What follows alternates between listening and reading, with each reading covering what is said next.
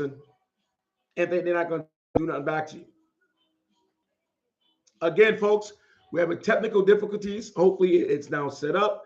Again, I'm Jay Works of Street Savvy. This is the best podcast in the world, and I'm the host with the most. Yes, I got to lay that in there, folks. Again, the migrants is reaping havoc in New York and in other cities too as well, especially down in Texas. Radio Texas, they're picking up migrants by the minute. Down in El Paso, Texas, as well as Houston, near the borders of McAllen, Texas, as well. Migrants are crossing about $1. And you got to blame the United States government for that. Sleepy Joe as well. Folks, I don't know if they thought that was going to be the thing to see or do by getting the migrants here. That's to shade out the black and brown vote. But it's more problems than that, folks. It is more problems the American government is dealing with. And believe me, folks, I think personally, and allegedly as well, that it's more yet to come. I think we don't let in the wrong people. I think we are leading down the road to the wrong message.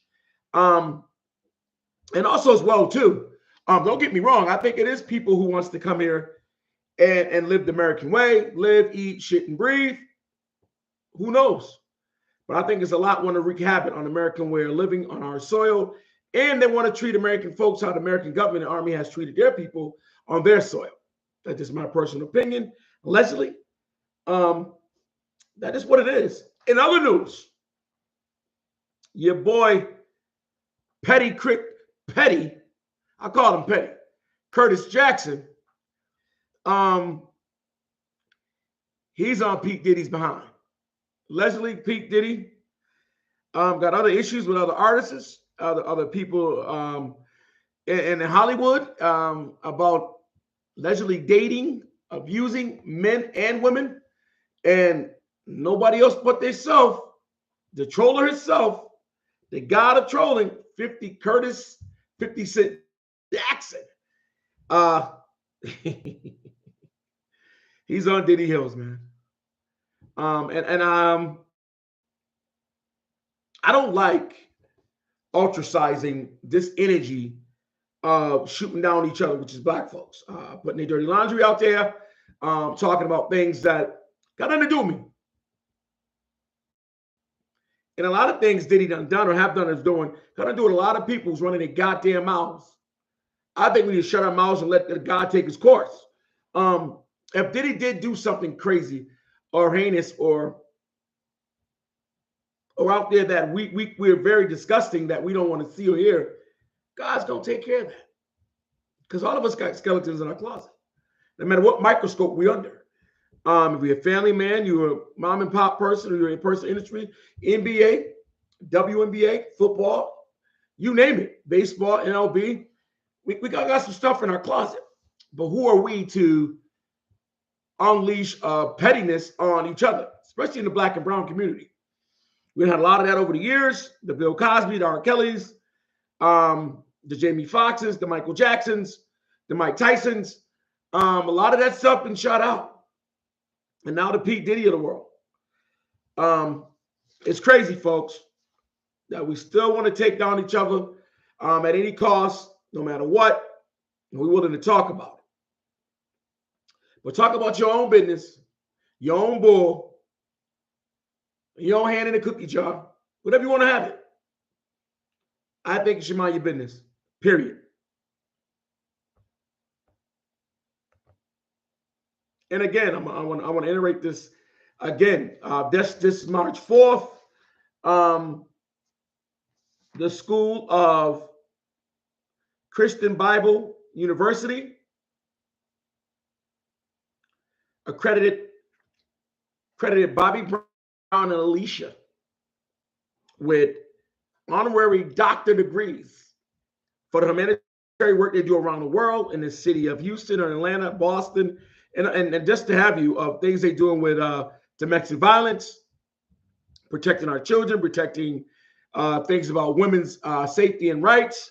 And Bobby also for the city of Houston has got a day named after him.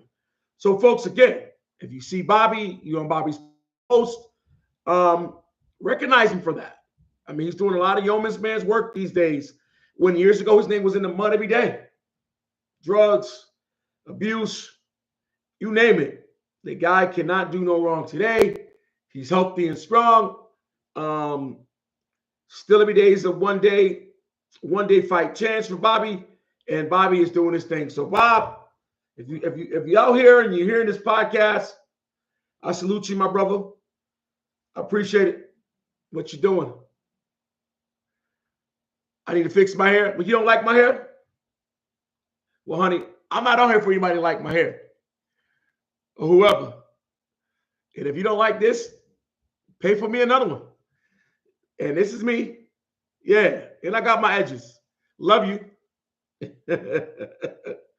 People these days. Again, folks, we got a great topic for you guys today. Topic of the day. Why do people in the Black and brown community hate police? Or why do people hate police in general? Let's talk about it, folks. Let's talk about it. Let's talk about the boys in blue. I am not responsible for the music or the copyrights of this music. I am not responsible. But I love great music and want to hear snippets of it.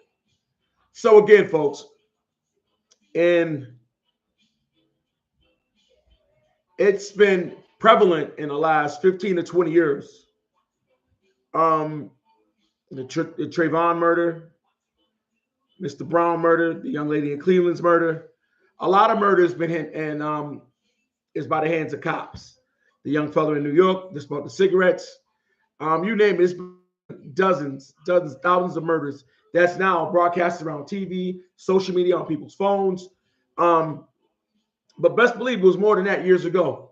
But just to say that, police don't police Black and brown communities the way they should respect it. They don't respect that we know the law. We obtain the law. That's what they're supposed to. They don't suspect that. They don't think that we pays taxpaying dollars. We are their servant. They don't think none of that when it comes down to the Black and brown community. But they should. Police should be now these days trying to build a different dialogue with the Black and brown community. My opinion. I know a lot of cops. I love them. A lot of my family members, sisters, brothers, cousins, good friends of cops, Puerto Rican, white, Dominican, you name it. Chinese people are very great cops. I know cops in the last 30, 40 years have never pulled their gun. Never pulled their gun on anyone. Never used excessive force. Never had to do anything of have you.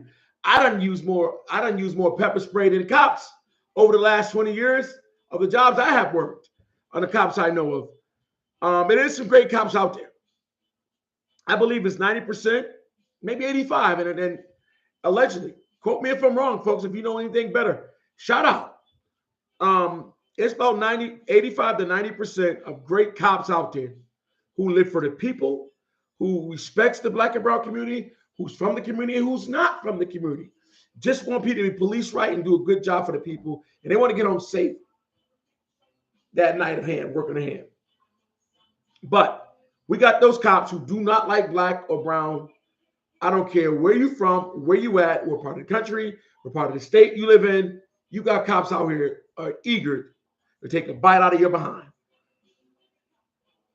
Excuse me. Discipline is not even a word. They abuse their policies. They just want to lay punishment on Black and brown. We have to stop that. You know, folks, the worst two things in the world I hate is Black on Black crime, right? And police brutality. And I know it's a small, vast portion of cops who the shield is a weapon, right? And we have got it on tape, video. We don't investigate it. We don't see it by the mouth. We got to do more than what we do.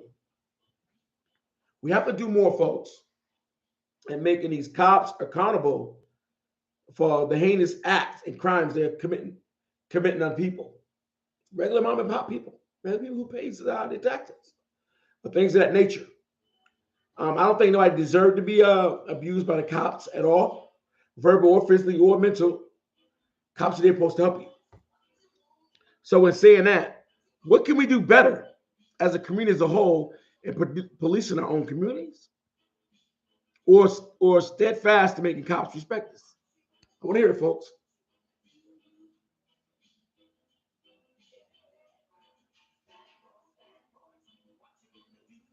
What you gonna do, bad boy? But I tell you, folks, again, there's a lot of cops, great ones, out there to fight crime, to be respectful. A lot of different things police officers are supposed to do.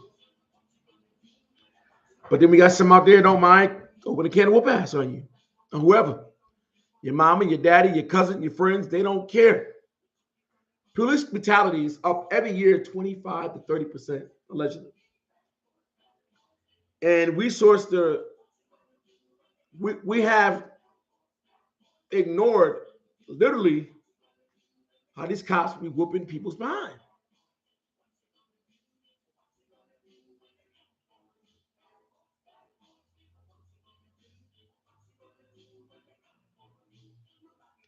It's just sad. It's very sad. It's sad and think of a way that you can't go to them. You cannot go to the police. You cannot trust them. A lot of different levels. You call the cops at your house, you might end up on the news because it might just go wrong. Allegedly. Um, it's studies around the country, you know, and at some point, I hope it gets better. At some point, a lot of cops are getting hired in our city up here in Syracuse. Um, I can count African American or the brown skinned cops on my hand. In Boston, there's a bunch of different diverse, different ethnic backgrounds of police officers, and it works. It works. I think a Caucasian cop or a cop of different creed think twice whooping somebody behind on some racial profiling. Yes. So, folks, if you ever encounter a cop with bad intentions, make sure you try to get a supervisor and make sure you please, yes, sir, you have to man him to death. Because these cops will kill you, allegedly. They will hurt you. They will hurt you.